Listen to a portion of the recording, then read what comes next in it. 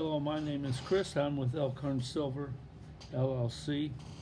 What I want to talk about today is our new addition to our jump ring jig, and that's our jump ring jig holder. It comes with a thumb screw to hold the jig, and it's got two holes to screw into your bench, like the one we have right here. So I'm going to just put that aside, and we're going to demonstrate what we're going to do here. I'm making this chain, and it's 2.5 millimeter jump rings, and I need some more. It's not quite where I want it. So this is the jump ring jig. We put it into the holder. It's been screwed into the bench, and just tighten, and it's ready to go.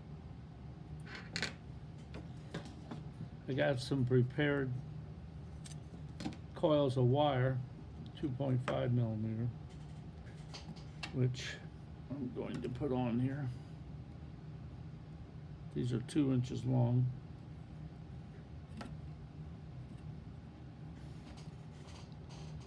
I'm going to just start out by putting some lubricant in there and lubricating my saw blade.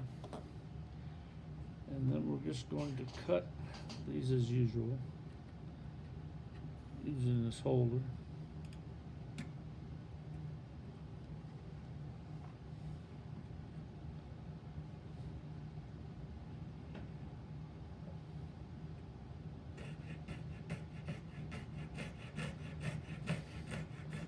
This will probably be kind of boring because I have a 2-inch piece here, but we decided to make this holder for people who don't want to use their bench pin holder or change it out, or don't have a bench pin holder that they can use. And this will hold your jump ring jig, and it's not very big. It just fits against the bench like your bench pin holder would. It's easy to use, and it's out of the way, really. Or you can put it on something that's movable if you'd like to. But it's made out of stainless steel. We have it custom made out of stainless steel, and it has the thumb screw to hold your jig solid while you're sewing. So we're just about through here. This is 56 rings, I believe, in this I get out of this. So there we go.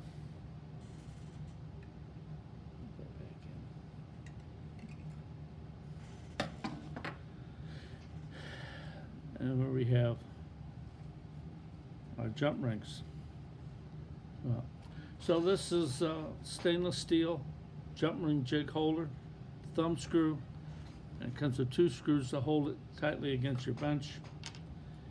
It doesn't stick out very far. It's easy to use.